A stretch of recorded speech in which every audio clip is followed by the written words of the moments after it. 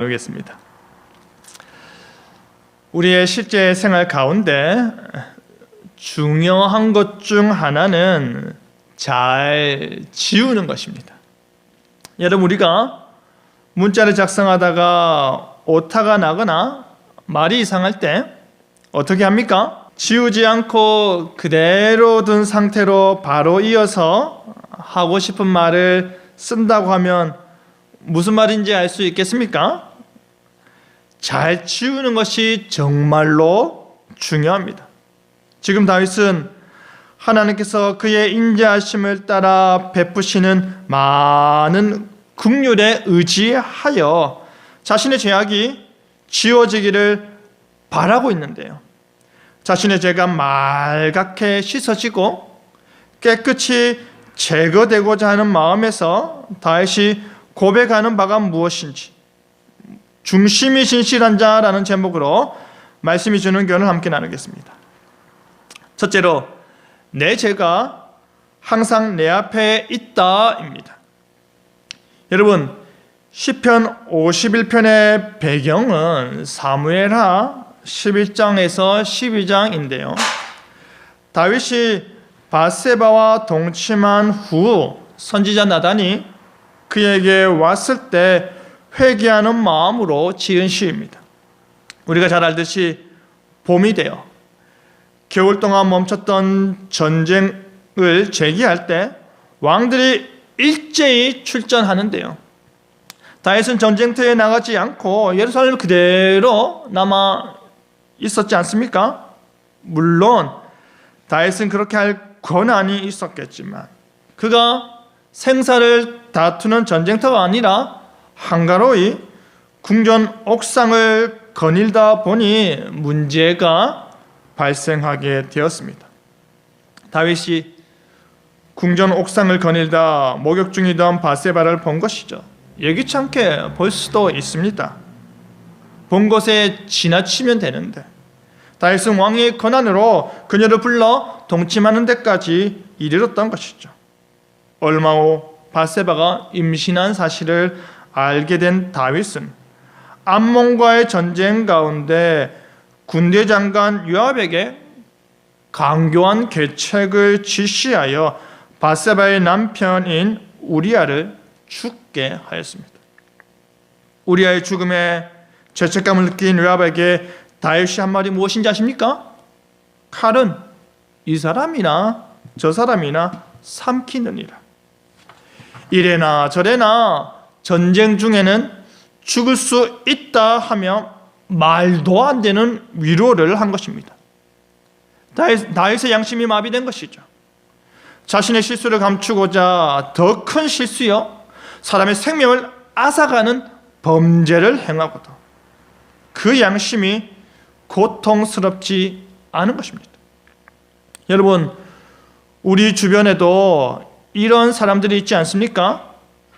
거짓말을 너무 자연스럽게 하고 자기 합리화하고 자기 생각만 옳고 자기 생각과 다르면 다 무지한 적으로 만들고 심지어 자신이 던진 돌로 인해 상처 입은 사람들에 대해 도무지 깨닫지 못하는 사람들이 있습니다.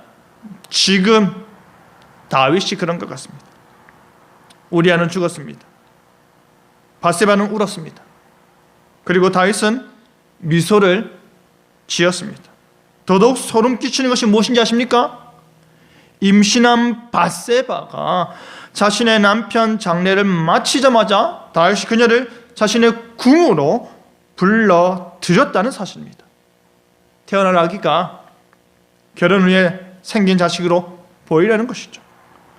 다윗 입장에서는 여기까지 모든 것이 순탄하게 흘러간 듯 볼 수도 있는데요.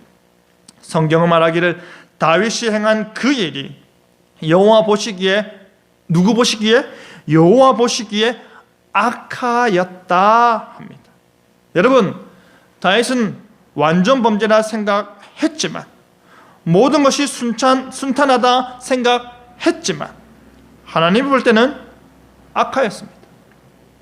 하나님의 마음은 단 한 번의 실수가 더 큰 죄를 낳고 또 낳게 되는 것을 보시면서 찢어질 듯이 아팠을 것입니다.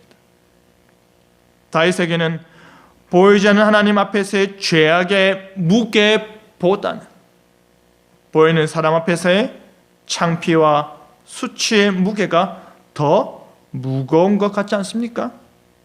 사실 우리 역시도 이와 같은 실수를 반복하지 않습니까? 많이 합니다. 그러자 하나님께서는 나단 선지자를 보내셔서 다윗의 치부를 드러내셨습니다. 나단 선지자는 다윗에게 이야기 하나를 들려주는데요. 양과 소가 엄청나게 많은 부자와 오직 암양 새끼 한 마리를 자기 딸처럼 키우는 가난한 사람이 있었는데, 부자가 자신의 손님을 위해 그 가난한 사람의 유일한 암양 새끼를 빼앗아 대접하였다라는 이야기입니다. 이 이야기를 들은 다윗은 어떻게 반응했습니까? 경노하면서, 심히 분노하면서 여호와의 살아계심을 두고 맹세하노니 이 일을 행한 그 사람은 마땅히 죽을 자라 하였습니다. 지금 다윗은요, 가난한 자의 억울함이 마치 자신의 억울함으로 완전히 빙의된 것입니다. 마땅히 죽을 자라의 분노는요, 다윗의 본 마음에서 그대로 튀어나온 말이지 않습니까? 어떻게 그렇게 추악한 일을 할 수 있냐 하는 심정이었던 것입니다. 그러자 나단이 뭐라 하였습니까?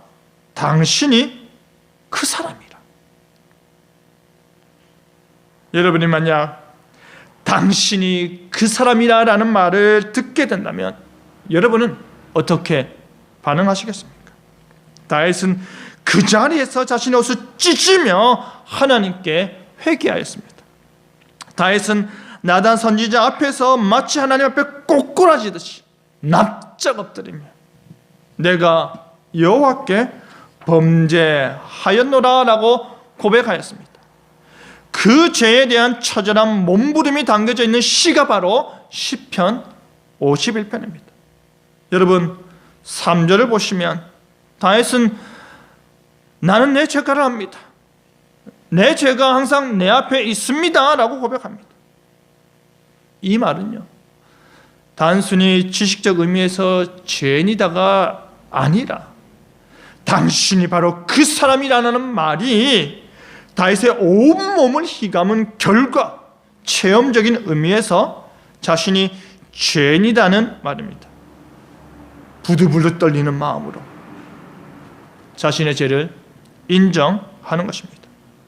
여러분, 다윗은 그 죄가 항상 자기 앞에 있음에 속상해하고 있습니다.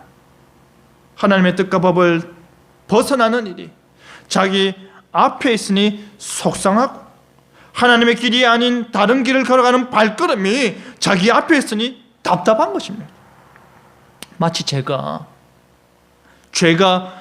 길을 나서는 다윗의 문 앞에 바짝 엎드려 잠박하고 있듯이, 죄가 사자가 숯불에 숨어 움크리듯이 호시탐탐 기회를 노리고 항상 다윗 앞에서 안내자 노릇을 하는 것입니다. 보다 노골적으로 말해서요, 죄가 다윗을 향해 길을 쓰고 달려드는 것입니다. 잡아먹겠다는 그 하나의 생각으로 달려가 다윗의 영혼의 숨통을 잡아채니까 그가 죄의 욕망 아래서 삼키움을 당하는 것입니다. 그렇다면 그 모든 죄는 누구를 향해 짓는 것입니까? 4절에 내가 주께만 범죄하여 주의 목전에 악을 행하여 싸우니와 같이 우리 주님께 죄를 범하는 것입니다. 지금 다윗이 범한 죄는 바세바에게 지은 죄입니다. 우리아에게 지은 죄입니다. 요압에게도 지은 죄입니다. 하지만 그 모든 인간에 대한 죄들이 앞서서 누구에게? 하나님에게 지은 범죄라는 사실입니다. 우리가 우리 이웃에게 지은 모든 죄는 결국 하나님의 뜻과 하나님의 법과 하나님의 의를 지키지 못한 결과이기에 하나님에 대한 죄인 것이죠. 주께 범죄하고 주의 목전에 악을 행하였다고 하면서 하는 말이 뭡니까? 주님은 의로우시다. 주님은 순전하시다입니다. 다시 말해서 하나님께서 나단 선지자를 통해 자신을 향해 죄 있다 말씀하신 것은 옳은 말씀입니다 라는 것입니다.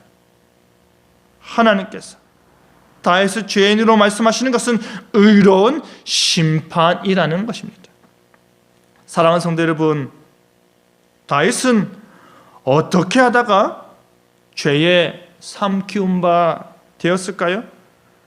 눈에 보이는 사람들의 손가락질이 무서워 눈에 보이지 않는 하나님께 죄를 지었기 때문입니다.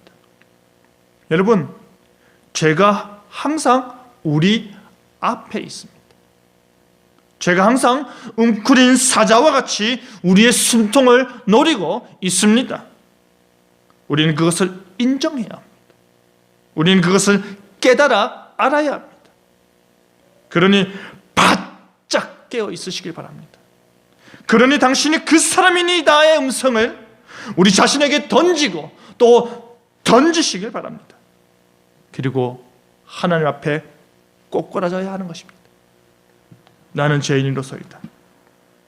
나를 구원하소서 하고 외치며 하나님의 은혜 아니면 살 수 없음에 우리의 모든 간절함을 담아내는 것입니다.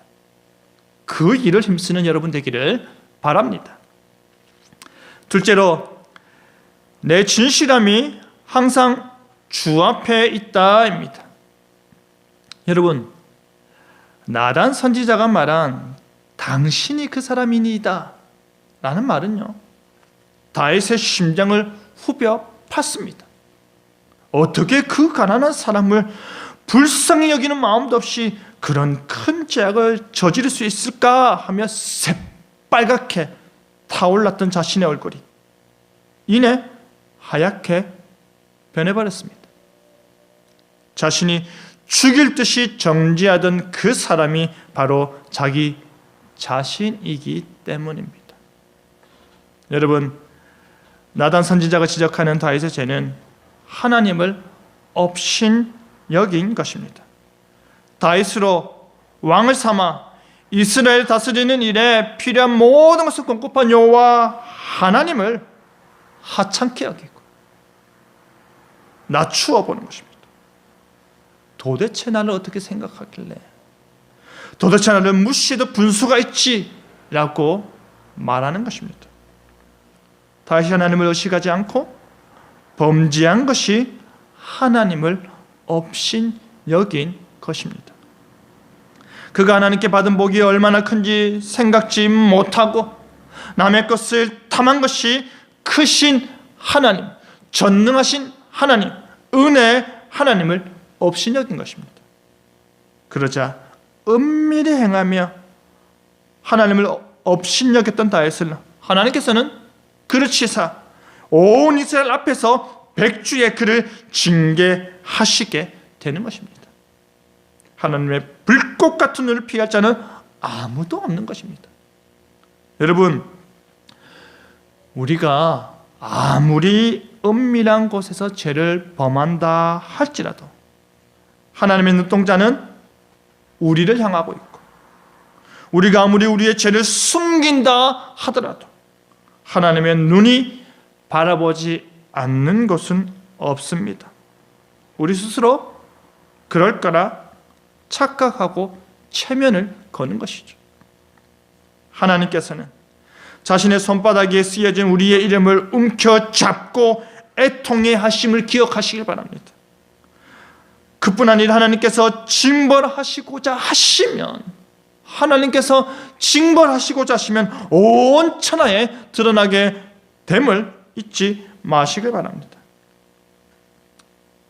하지만 우리가 여기서 눈여겨보아야 할 것은요, 다윗이 그 어떠한 변명과 자기 변호를 하지 않았다라는 사실입니다. 최고 권력자요 왕임에도 불구하고 그는 내가 여호와께 죄를 범하였노라 라고 바로 인정하였습니다. 자신의 잘못을 인정하지 못하고 내가 잘못했습니다, 내 탓입니다의 말을 하기 싫어서 변명만 늘어놓는 우리의 모습과는 너무 다른 것입니다. 사실 자신의 죄를 인정하지 않거나 책임지지 않는 사람 많습니다. 핑계거리로 둘러대는 일에 발빠른 사람들이 있습니다. 과거와 현재에 대해 책임을 지지는 않고 미래에 대한 공수표 날리는 사람도 있습니다. 다윗은 잃을 것이 많은 왕이었음에도 불구하고 지금 자신의 실수와 자신의 죄를 인정하는 일에 주저하지 않고 있는 것입니다. 여러분, 다윗은 인정하고 있습니다. 그러면서 말하기를 5절에 내가 죄악 중에서 출생하였습니다. 어머니가 죄 중에서 나를 잉태하였습니다 합니다. 아담과 하와의 그 첫 범죄 이후로 태어나는 모든 사람들이 죄 가운데 태어나듯이 하나님과 원수된 관계에서 태어나듯이 자신도 어머니의 뱃속에서 잉태되기까지 그 원죄의 영향 아래 태어났다는 말입니다. 나는 죄 가운데 태어나 범죄하는 성향이 있습니다. 나는 죄를 가까이 하고 죄로 기울어진 운동장 위에 서 있습니다. 조금만 힘을 주지 않아도 그 기울어진 곳에서 미끌려서 죄를 짓게 되는 상태로 태어났습니다. 나는 그렇게 태어났고 그렇게 살고 있으니 나의 죄를 불쌍히 여겨 주시옵소서 하는 것입니다. 이제 다윗은 외치기를 6절에 보소서 주께서는 중심이 진실함을 원하시오니 내게 지혜를 은밀히 가르치시리이다 라고 하는데요. 하나님께서는 깨끗한 마음, 정결한 생각, 내면의 순결, 중심이 진실하기를 원하시니 자신이 그렇게 될 수 있도록 가르쳐달라는 것입니다. 여러분, 지금 다윗은 너무나도 잘 아는 것이죠. 화려하고 말끔한 왕복을 입고 의로운 재판을 행하는 왕의 모습이 아니라 그의 중심이 말끔하고 의로운지가 더 중요하다는 사실을 말합니다. 하지만 문제는 무엇입니까? 문제가 뭡니까? 자기 스스로는 어떻게 해야 하나님이 좋아하시는 성품으로 바뀔 수 있는지, 자기 스스로는 어떻게 해야 하나님이 기뻐하시는 마음 상태를 소유할 수 있는지 알 수가 없는 것입니다. 그러니 은밀하게 비밀스럽게라도 자신을 제발 가르쳐달라고 말하는 것입니다. 이 얼마나 처절한 몸부림입니까? 자신은 죄 가운데 태어났고 그 원죄로 말미암아 끊임없이 반복해서 죄를 지을 수밖에 없고 자신의 발에 걷어차이는 것은 죄밖에 없으니 죄로 말미암아 기울어진 운동장에서 조금만 아차해도 죄에 빠지니 지금 자신이 한탄스러운 것입니다. 하나님께서는 중심을 보시는데, 하나님께서는 그 중심이 얼마나 진실하신가를 보시는데 자신은 자신의 진실함을 하나님께 내볼 수가 없는 것입니다. 왜 그럴까요? 자신이 진실해질 수 있는 방법을 알지 못하기 때문입니다. 알고 싶은데 알 수가 없기 때문입니다. 알고 싶은데 지혜가 부족한 것입니다. 그러니 어떻게 하고 있는 것입니까? 가르쳐달라고 매달리는 것입니다. 그뿐 아니라 다윗은 자신 속에 정한 마음을 창조하여 달라고 부르짖는 것입니다. 하나님으로 인해 자기 속에 정결한 마음을 창조해 달라고, 죄에 대항하여 이길 수 있고 죄의 유혹을 물리칠 수 있는 심령을 자기 속에 만들어 달라고 간절히 부탁하는 것입니다. 자신 안에 있는 영을 정직한 영으로, 견고한 심령으로 새롭게 해달라고 애원하는 것입니다. 자신의 타락한 영혼을 정직한 영혼으로, 견고한 마음으로 새롭게 해달라는 것입니다. 하나님께서 구원의 은혜 가운데 변화시킨 자신의 마음이 지금 오염되어 있으니 다시금 하나님 앞에 설 수 있도록 변화시켜 달라는 것입니다. 여러분, 우리 역시도 내 심령이 정직한지 견고한지 되돌아보아야 하는 것이죠. 우리 역시도 가르쳐 달라고, 새롭게 해달라고 부르짖고 애원해야 하는 것입니다. 여러분, 지금 다윗은 철저하게 자신의 무능력함을 인정하고 있음을 기억하시기 바랍니다. 철저하게 자신이 할 수 없음을 인정하는 것입니다. 하나님, 항복입니다. 하나님, 항복합니다.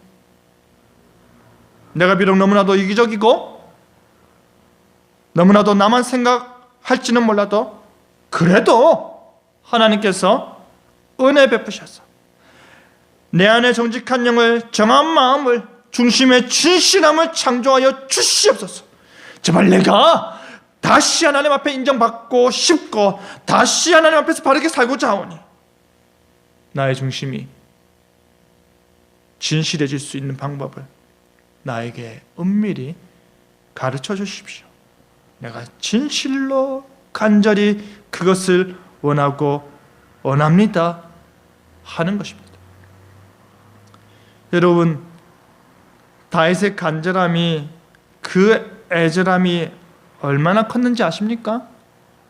심지어 다윗은요, 자신의 죄에 대한 인식과 죄에 대한 무거운 마음에 11절에 나를 주 앞에서 쫓아내지 마시며 주의 성령을 내게서 거두지 마소서 라고까지 말한 것을 기억하시기 바랍니다. 하나님과의 관계가 끊어질까 봐, 하나님의 영이 떠난 사울 왕의 말로처럼 너무나도 흉측하여질까 봐 하나님의 성령을 자신에게서 걷어서 자신의 끝이 그러하지 않기를 바라는 것입니다. 하나님과의 영적인 단절이 그만큼 다윗에게는 무섭고 하나님과 아무런 상관이 없는 존재가 된다는 것 자체가 다윗에게는 공포스러운 것입니다. 버림받는 것,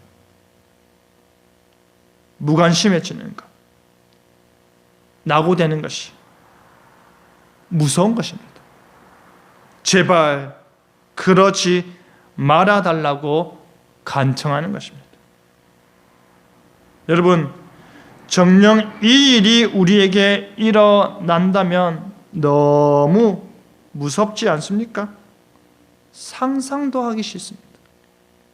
그러면서 오히려 무엇을 구합니까? 자신으로 구원의 즐거움, 하나님과 친밀한 교제를 통한 기쁨을 회복시켜 주시기를 기대하였습니다. 그 옛적에 자신이 하나님과의 순전한 관계 가운데 느꼈던 그 즐거움, 그 옛적에 사망의 음침한 골짜기를 지나면서 누렸던 그 안위함, 그 옛적에 하나님 한 분만으로 만족하고 좋아했던 그 감정을 다시 회복시켜 달라는 것입니다. 그리고 하나님의 말씀과 뜻에 전적으로 헌신할 수 있는 자원하는 심령, 기꺼이 순종할 수 있는 심령을 주셔서 자신을 붙들어 달라고 간구하는 것입니다. 사랑하는 성도 여러분, 다윗은 자신의 진실함이 항상 주 앞에 있기를 바라고 원했습니다. 그것만이 자신이 살 길이라는 것을 알았기에, 그것이 아니고서는 하나님께 가까이 나아갈 방법이 없음을 알았기에 하나님께 지혜를 구하는 것입니다. 그런데 우리가 반드시 기억하고 반드시 본받아야 하는 다윗의 모습이 무엇인지 아십니까? 전적으로 자신의 무능력함을 인정하는 것입니다. 항복하는 것입니다. 하나님만이 하실 수 있다는 믿음이 여러분에게 있기를 바랍니다. 하나님이 해주셔야 한다는 믿음이 여러분의 믿음이길 바랍니다. 그리고 우리는 우리의 진실한 중심을 하나님 앞에 내려놓는 것입니다. 하나님 앞에서 죄된 본성을 이기는 진실함으로 하나님 앞에서 그 죄된 본성을 압도하는 중심으로 나아가는 것입니다. 하나님께 항복하고 하나님의 새롭게 하심에 전적으로 의지하며 새롭게 된 중심을 강구하는 여러분 되기를 바랍니다. 말씀 맺겠습니다. 사랑하는 성도 여러분, 우리는 죄 가운데 태어납니다. 우리는 죄된 본성을 소유하고 있습니다. 우리 앞에 항상 죄가 있습니다. 제발 죄에 삼키움 당하지 마시길 바랍니다. 오히려 하나님 앞에 우리의 중심 있게 하시길 바랍니다. 하나님 앞에 우리의 마음이 있고 우리의 정한 심령이 있고 우리의 정직한 영이 있길 바랍니다.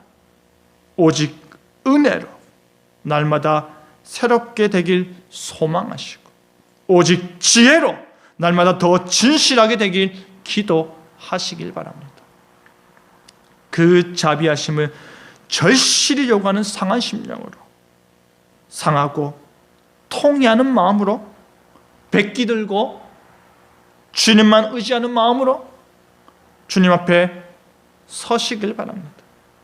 우리 자신의 연약함을 인정할 때 하나님의 강하심이 우리를 보듬어 주시기 때문입니다. 우리 주님께서 바로 그때 우리 주님께서 너가 바로 내가 찾고 찾은 중심이 진실한 자로다 하실 것을 기대하고 믿으시길 바랍니다. 그리하여 하나님 앞에서 진실한 마음으로 살아가는 저와 여러분 되기를 간절히 바랍니다. 아멘.